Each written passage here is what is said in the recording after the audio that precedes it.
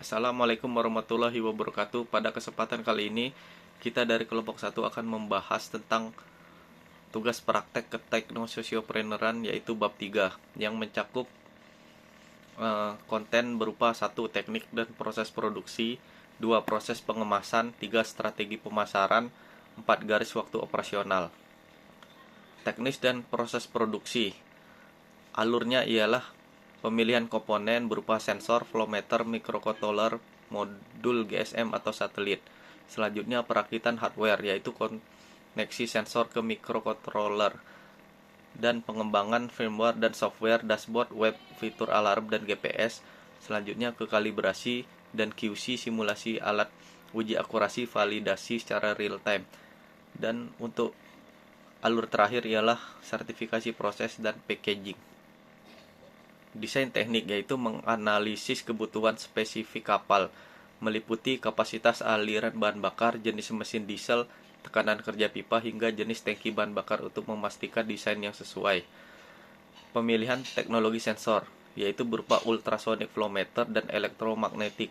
Flow meter dipilih untuk akurasi tinggi serta material tahan korosi seperti 316L marine grade digunakan.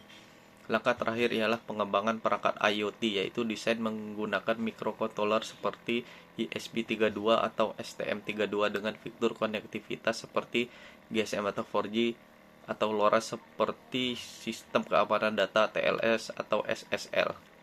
Untuk desain teknik, yaitu desain dashboard monitoring memiliki grafik real time, alarm kebocoran otomatis, logbook harian digital, dan integrasi mapping GPS untuk mendukung operasional kapal. Selanjutnya hasil akhir desain teknik yaitu menghasilkan blueprint mekanik, skema elektronik, desain firmware, dan dokumentasi spesifikasi teknis yang siap digunakan.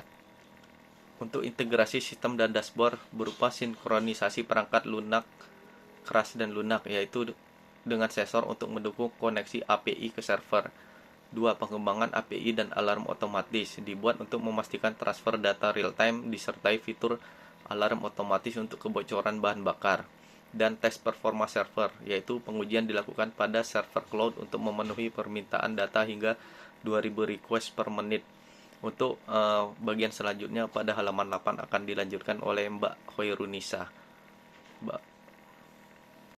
Baik, saya akan melanjutkan dari integrasi sistem dan dashboard, yaitu dibagi menjadi 2, visualisasi data dan efisien, dan pengembangan real-time monitoring. Selanjutnya, kontrol kualitas itu terbagi menjadi 5, yaitu uji ketahanan lingkungan ekstrim, tes konektivitas, akurasi, pengukuran, proses log, QC, verifikasi kinerja. Perakitan akhir itu ada 5. Yang pertama yaitu pemasangan casing perangkat. Semua perangkat diberikan casing tahan air dengan spesifikasi IP67 untuk perlindungan optimal. Yang kedua, registrasi perangkat. Setiap perangkat dilengkapi dengan serial number dan QR code untuk identifikasi dan tracking. Yang ketiga adalah penguji akhir. Sebelum pengemasan, perangkat menjalani pengujian terakhir untuk memverifikasi semua fungsi. Yang keempat, proses pengemasan. Setelah pengujian, perangkat dipersiapkan untuk distribusi dengan perlindungan ekstra. Selanjutnya, lapisan kasus luar ruangan. Casing berbahan ABS atau stainless steel grade 316L digunakan untuk memberikan perlindungan maksimal dari korosi air laut. Yang kedua, segel karet anti air diterapkan untuk memastikan perangkat tetap kedap air di lingkungan ekstrim. Slot khusus dirancang untuk menyimpan manual, kabel, dan bracket pemasangan agar tetap aman selama transportasi. Yang kelima, selanjutnya, lapisan transportasi eksternal. Yang pertama menggunakan karton tebal. Yang kedua, setiap paket diberikan penyegelan vakum untuk mencegah masalah kondensasi di lingkungan dengan kelembapan tinggi. Yang ketiga, stiker khusus dengan keterangan Marine Electronic Handle with Care. Selanjutnya akan dijelaskan oleh Pak Zulkarnain. Pembuatan sistem Smart Marine Fuel Management terdiri dari 5 tahapan besar. Perancangan, perakitan, integritas perangkat lunak, quality control. Setiap tahapan mengikuti standar marine elektronik bertingkat tinggi. mengingat perangkat harus bekerja pada kondisi ekstrem seperti getaran tinggi. Berikut uraian lengkapnya. Perancangan teknik engineering design.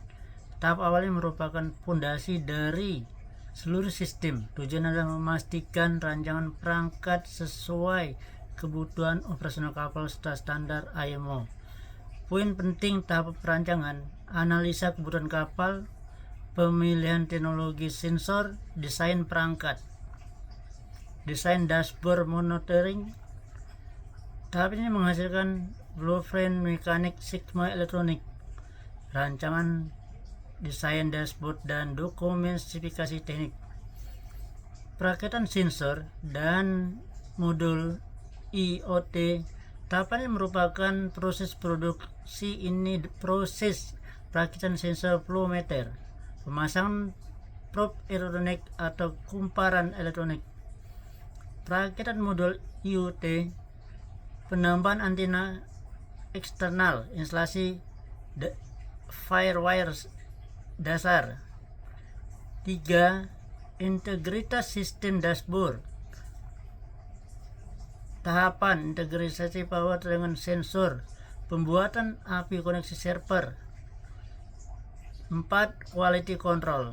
Produk diuji dengan standar ketat, tes getaran, tes suhu ekstrem, tes kelembapan, tes koneksi offline online. Tahapan 4. Peluncuran produk bulan 5 dan 6, pemasaran besar-besaran, memperluas pelanggan baru, monitoring format unit. Program alur tahapan pekerjaan: 1. Riset, 2. Pengujian lapangan, 3. Produksi sertifikat, 4. Launching produk. Dan alur proses tahapan pekerjaan: 1. Riset prototyping, 2. Pengujian lapangan, 3. Produksi dan sertifikasi, 4. Launching produk. Untuk penelitian dan pembuatan prototipe seperti survei kebutuhan kapal, akuisisi prototipe, pengujian akurasi awal. Dan untuk pengujian lapangan seperti instalasi pada kapal, evaluasi sistem alarm, kalibrasi berbasis data nyata. Produksi massal seperti produksi batch pertama, sertifikasi kualitas produk, pelatihan teknisi. Dan untuk peluncuran produk, pemasaran skala penuh, ekspansi ke basis pelanggan baru, monitoring performa perangkat. Demikian presentasi dari kelompok 1. Terima kasih.